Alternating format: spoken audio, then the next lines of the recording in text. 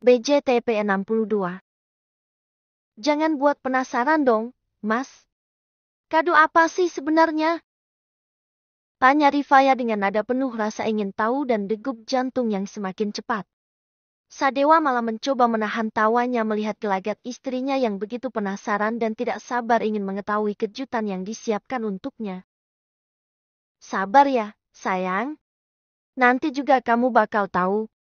Tunggu sebentar lagi kita akan sampai. Ucap Sadewa sambil membelai tangan Rifaya sesaat, menenangkan istrinya yang tegang karena rasa penasaran. Sampai kemana, Mas? Tanya Rifaya kembali, wajahnya terlihat bingung dan menggemaskan. Ke tempat istimewa di mana kado kamu menanti, sayang. Jawab Sadewa sambil tersenyum misterius dan fokus mengendalikan mobil melaju ke jalanan yang ada di depannya, menyimpan kejutan yang telah lama dirancang khusus untuk Rifaya. Rifaya merapatkan bibir di balik cadar yang dikenakannya, merasa seperti Sadewa sengaja merahasiakan seperti apa kadonya. Ia mencoba bersabar menunggu sampai tiba di tempat tujuan. Ya udah, aku akan tunggu kita sampai nanti. Tapi awas aja ya, Mas. Kalau kadonya aneh-aneh. Ucap Rifaya dengan sedikit tegas sembari memalingkan wajah ke arah lain. Meskipun ia sebenarnya tidak begitu peduli dengan kado itu sendiri, namun perasaannya terasa berbeda saat tahu itu datang dari Sadewa, membuatnya merasa seperti wanita paling beruntung di dunia.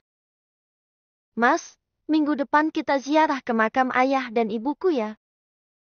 Ajak Rifaya, berusaha mengalihkan pembicaraan ke topik lain agar hatinya kembali tenang. Iya, boleh. Sekalian bulan madu tipis-tipis. Seluruh Sadewa menahan senyumnya. Perasaan tiap hari bulan madu deh, Mas. Timpal Rifaya dengan geleng-geleng kepala. Itu karena sejak sang suami dinyatakan sembuh dalam sehari mereka entah berapa kali memadu kasih. Terlebih lagi 2 hari kemarin adanya libur panjang karena tanggal merah. Ia benar-benar seperti dikunci di kamar seharian dan hal itu membuat lututnya terasa lemas sampai sekarang. Sedangkan Sadewa kini malah terkekeh mendengar ucapan Rifaya yang memang benar adanya. Tapi, kan ada yang beda kalau di tempat lain seperti villa atau hotel. Kesannya lebih private iya kan? Ucapnya yang merasa yakin dalam hubungan suami istri itu membutuhkan yang namanya suasana berbeda untuk sesekali. Iya deh boleh. Kebetulan aku juga mau ketemu sama sahabat aku, Mas. Waktu itu belum sempat ketemu sama mereka. Rifaya teringat dengan pesan sahabatnya yang katanya mau pindah ke ibu kota, tapi belum mengobrol banyak karena kesibukan masing-masing. Nah gitu dong. Kan jadi sama-sama enak. Ucap Sadewa, seraya melambatkan laju kendaraannya karena sudah tiba di tempat tujuan mereka. Pada saat yang bersamaan, Rifaya menatap lekat keluar jendela, mencoba memahami pemandangan di hadapannya. Di sekitarnya berdiri deretan rumah yang belum pernah ia kunjungi sebelumnya, sebuah kompleks perumahan yang asing baginya. Apakah mereka akan bertemu seseorang di sini? Mas, kita di mana ini? Ada yang mau kita temui? Ya. Rifaya bertanya dengan rasa penasaran, matanya melirik ke segala arah. Sadewa tersenyum, Rifaya sebelum berkata. Turun dulu aja, sayang. Ayo. Ucapnya lembut, melepaskan sabuk pengaman dan menggenggam erat tangan Rifaya, menjanjikan sebuah kejutan yang akan menghangatkan hati. Meskipun bingung karena Sadewa tidak menjawab pertanyaannya dengan jelas dan malah mengajaknya turun, Rifaya tidak memiliki pilihan lain kecuali mengikuti kemauan suaminya. Tak lama kemudian, mereka turun dari mobil dan berjalan menuju gerbang rumah di depan mereka. Sebelum Rifaya sempat bertanya, rasa herannya semakin besar ketika melihat Sadewa membuka gerbang rumah itu dengan kunci yang ada di tangannya. Bukankah sangat aneh masuk ke rumah orang lain? Namun, suaminya itu ternyata memiliki kunci rumah tersebut. Ayo masuk! Ajak Sadewa seraya melangkah melewati pintu gerbang yang terbuka mengundang. Rifaya mengikutinya dengan langkah ragu, pikirannya dipenuhi tanda tanya yang berkecamuk di dalam benaknya. Namun, ia menelan pertanyaan itu, karena terpaku pada rumah lantai 2 yang indah di depannya. Rumah minimalis yang anggun berdiri di sana, dihiasi berbagai tanaman asli di sisi kiri dan kanan yang menambah keharmonisan suasana. Yang lebih membuatnya terpikat adalah kolam ikan yang terbentang, menggugah kenangan-kenangan di masa lalu. Mas, ini rumah siapa sebenarnya? Tak mampu menahan rasa penasarannya, Rifaya akhirnya menggantungkan pertanyaannya di udara, berharap ada jawaban yang bisa melunakkan kegundahan di hatinya. Sadewa mengulas senyum lebar yang mencuri perhatian, lalu dengan penuh kelembutan merangkul pundak Rifaya hingga badannya merapat ke sisinya. Inilah kado besar yang telah aku siapkan untuk kamu, sayang. Ucapnya dengan nada penuh kebanggaan yang terselip di setiap kata-kata. Rifaya terdiam, matanya terbelalak, hatinya berdegup kencang.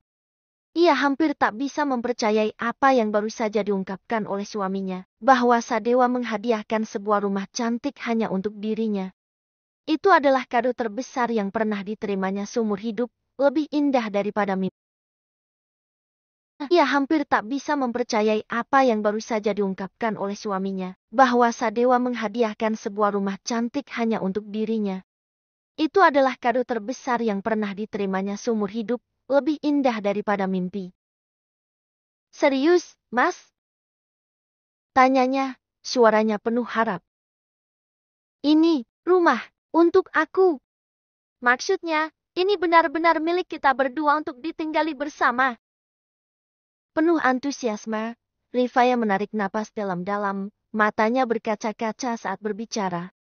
Di sekitar mereka, dunia seolah ikut berhenti, menyaksikan perayaan hatinya yang sedang bergembira.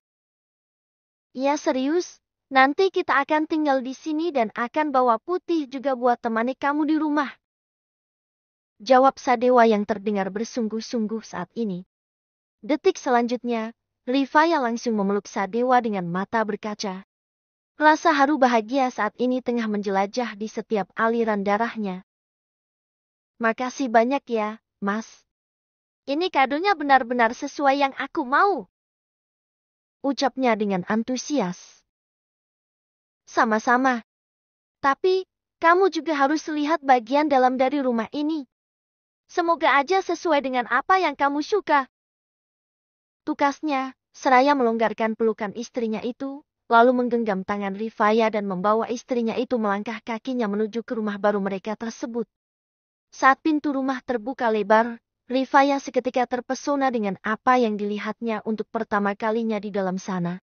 Rasa kagum dan penasaran bercampur, tangannya sedikit gemetar saat dia menunjuk ke arah akuarium besar yang sudah terisi air, namun tampaknya masih kosong tanpa ikan di dalamnya. Apa itu akuarium buat ikan putih, Mas? Tanyanya dengan penuh harap, matanya berbinar dan tak bisa berhenti memandangi keindahan aksesoris tersebut. Iya, nanti ikan koi itu akan dipindahkan ke sini. Jawab Sadewa. Rifaya dibuat kegirangan mendengar ikan koi kesayangan mereka akan tinggal bersama mereka. Oh ya, kita sekarang bisa langsung tinggal di sini atau gimana, Mas? Tanya Rifaya sambil mengedarkan pandangannya, menatap ke sekeliling rumah barunya itu. Rumah itu memang tidak terlalu besar seperti dugaannya dan itu sesuai dengan harapannya, karena jika terlalu besar pasti akan kesulitan untuk membersihkannya setiap hari. Malam ini kita akan menginap. Besok pagi aku akan antar kamu ke kampus, sisanya barang-barang kita di rumah ibu akan dipindahkan ke sini besok. Ungkap Sadewa. Rifaya manggut-manggut tanda mengerti, lalu membuka cadar dan hijab yang dikenakannya saat ini. Di saat yang sama, Sadewa langsung berlari ke ruang tamu untuk mengunci pintu depan karena tidak ada yang tahu mungkin ada seseorang yang masuk. Ayo ke atas. Ajak Sadewa usai mengunci pintu dan kembali ke tempat Rifaya berada. Iya, Mas. Jawab Rifaya sembari bergelayut manja di lengan suaminya tersebut. Keduanya pun melangkahkan kaki bersama menuju ke lantai 2, di mana di rumah tersebut ada satu kamar utama yang akan ditempati oleh mereka. Ini kamarnya, Mas.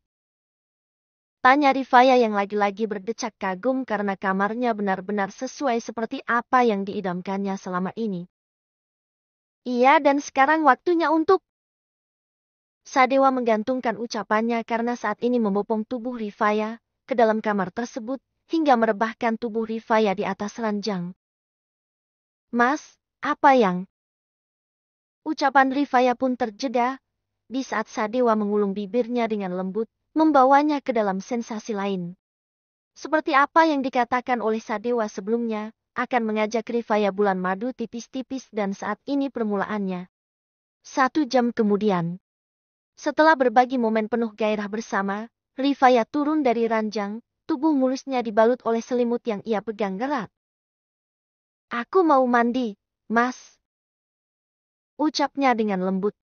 Sadewa terlihat kecewa namun masih bersikap manja, mencoba membujuk. Kenapa mandi sekarang? Tanggung sekali lagi, yuk. Mata Rifaya berbinar, namun dia menahan diri. Mau maghrib, Mas. Nanti habis Isya, kita lanjut lagi ya. Balasnya dengan nada genit, sebelum melangkah mantap menuju kamar mandi. Sadewa hanya bisa menghela napas dalam, kemudian tersenyum mengalah. Ia tahu bahwa waktunya memang tidak akan cukup. Apalagi, di saat yang bersamaan, ponselnya mulai berdering. Dengan perasaan terbagi antara ingin melanjutkan dan rasa tanggung jawab, ia pun mengambil ponselnya untuk menjawab panggilan yang menunggu. Namun, tiba-tiba panggilan itu terputus sebelum sempat Sadewa menjawabnya. Sebagai gantinya, sebuah pesan singkat pun masuk ke ponselnya. Dan Sadewa mengerutkan keningnya karena itu berasal dari nomor asing yang tidak pernah dikenal sebelumnya dalam daftar kontaknya. Dengan rasa penasaran yang memuncak, Sadewa pun membuka pesan tersebut. Bagaimana jadinya kalau Rifaya tahu penyebab kematian orang tuanya dalam kecelakaan itu, berhubungan dengan orang-orang di sekitar kamu, Dewa? DGH, BJTP 63. Sadewa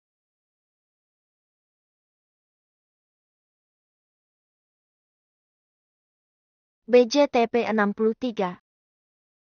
Sadewa terdiam beberapa saat, mata tak bergeming memandangi pesan yang baru saja muncul di layar ponselnya. Seolah ada gundukan beban besar yang seketika menghempaskan hatinya. Akan tetapi, ia berusaha kuat untuk tidak terpengaruh oleh hal-hal yang belum pasti. Maka dari itu, tanpa menunda lebih lama, Sadewa mengambil langkah tegas untuk menghubungi nomor tersebut demi mencari kebenaran.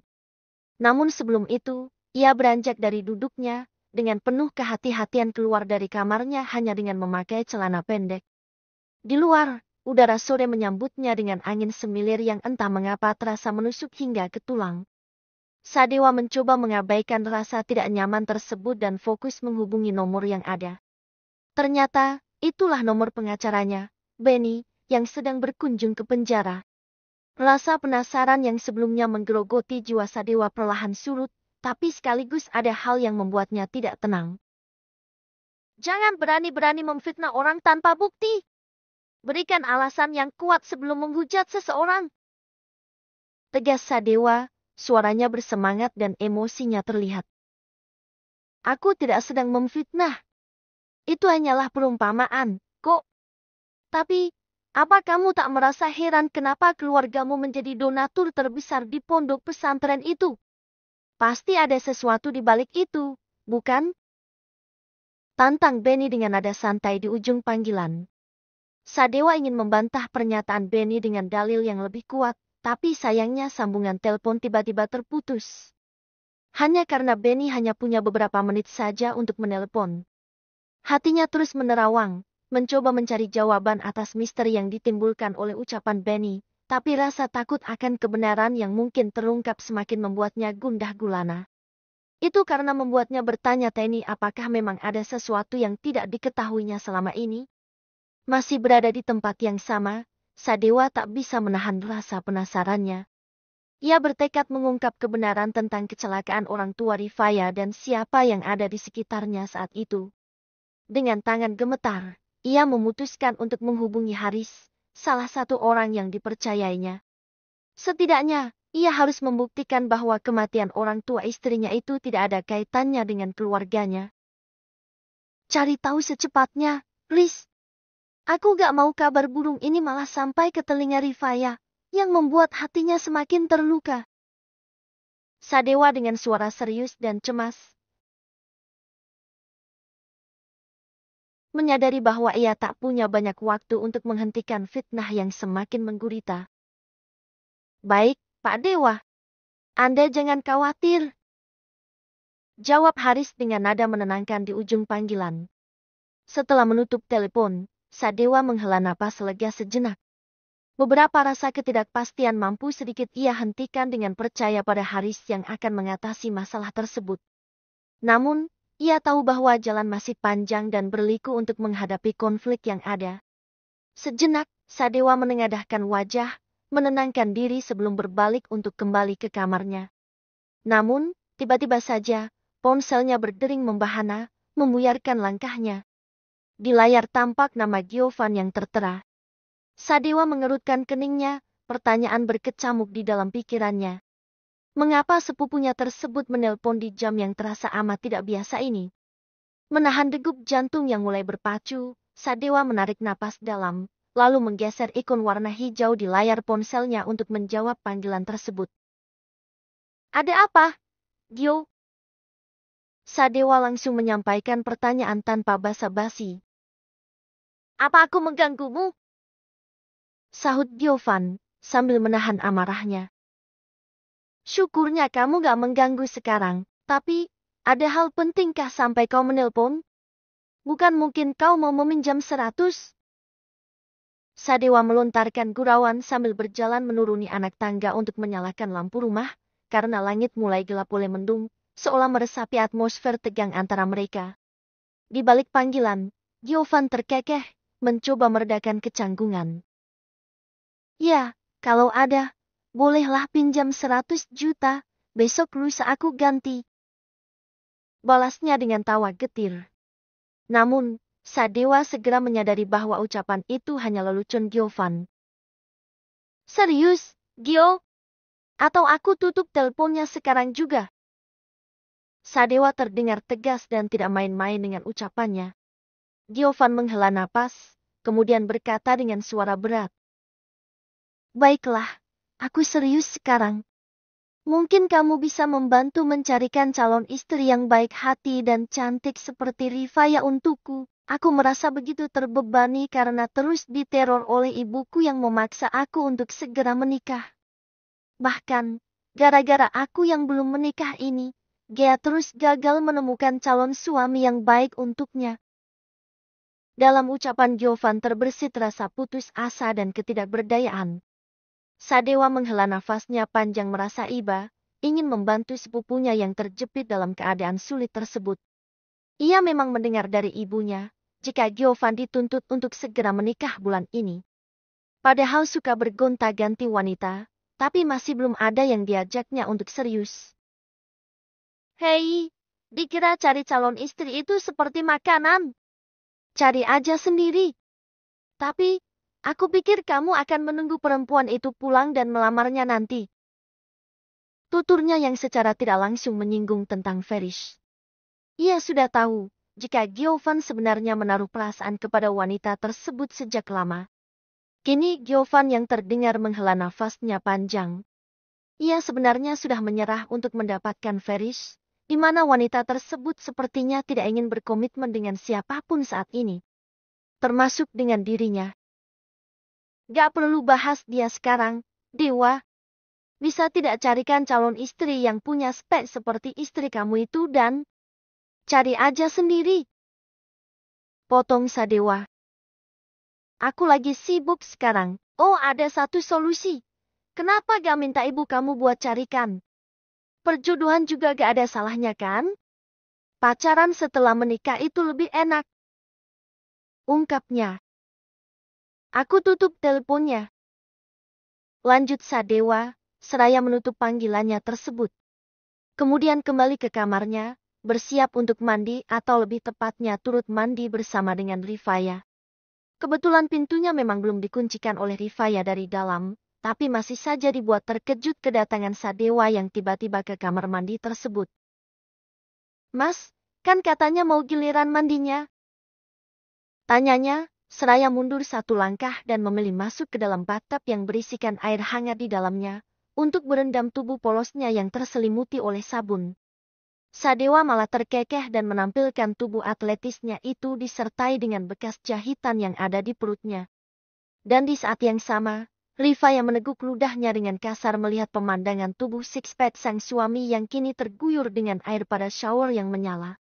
Terlebih lagi milik Sadewa yang di bawah sana seperti ingin menantangnya saat ini dan kapan saja siap untuk menerjangnya.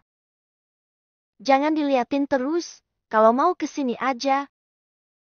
Goda Sadewa, sembari merentangkan kedua tangannya dan menunggu Rifaya menghamburkan diri kepadanya. Rifaya melipat bibirnya untuk beberapa saat. Ia bukannya tidak mau, tapi terkadang rasa malunya lebih besar untuk mengatakan iya atas permintaan Sadewa. Ayo sini. Ulang Sadewa yang masih berdiri di tempat yang sama. Rifaya tampak ragu-ragu. Tapi, belum sempat ia berbicara tiba-tiba saja Sadewa masuk ke dalam bathtub yang mana ada Rifaya di dalamnya. Mas, kenapa malah ke? Perkataan Rifaya terjeda ketika Sadewa tiba-tiba malah menyatukan bibir mereka saat ini. Kemudian apa yang terjadi pada mereka selanjutnya? Hanya merekalah yang tahu. Namun, di saat yang sama ada sebuah pesan yang masuk ke layar ponselnya Sadewa. Di mana itu adalah dari Haris yang hendak melaporkan sesuatu. Sementara itu di tempat lain, Giovan fokus sambil menatap layar ponselnya dan mengingat apa yang dikatakan oleh Sadewa sebelumnya. Perjodohan ya? Apa harus sampai segitunya? Aku kan cukup populer dan pasti perempuan manapun akan mau jadi istriku kan? Jadi siapa yang harus aku ajak nikah sekarang? Giovan bermonolog sambil duduk di balkon belakang rumah orang tuanya. Giovan sebenarnya tidak akan sulit untuk mencari calon istri, tapi saat ini dirinya pun sedang tidak ingin berkomitmen dengan siapapun. Rasanya lebih baik menyendiri untuk sementara ini. Pada saat yang bersamaan, ayah dan ibu Giovan terlihat menghampiri putra mereka sambil ditemani seorang wanita muda berhijab. Namun, entah mengapa, wajah ibu Giovan tampak muram dan tidak menunjukkan kebahagiaan. Seakan-akan ada jarak tak terlihat yang memisahkan dirinya dengan gadis itu. Gio, Papa ingin bicara. Ucap ayah Giovan dengan nada serius. Giovan menoleh, bingung dan bersamaan merasa heran dengan kehadiran Art yang baru bekerja beberapa hari di rumah mereka, berada di lantai 2 bersama keluarganya. Dalam benaknya, muncul pertanyaan, apakah gadis itu ingin berpamitan karena merasa tidak betah tinggal di ibu kota? Pendapat itu diperkuat dengan sikap gadis tersebut yang terlihat murung dan belum pernah terlihat tersenyum sedari awal ia bekerja di sana. Sambil menatap wanita muda berhijab itu, Giovan mencoba menebak-nebak apa yang akan dibahas oleh ayahnya, namun seluruh tebakan yang muncul di benaknya tak ada yang sesuai dengan situasi ini. Iya, ada apa, Pah? Tanya Giovan dengan santainya, bahkan terkesan acuh tak acuh.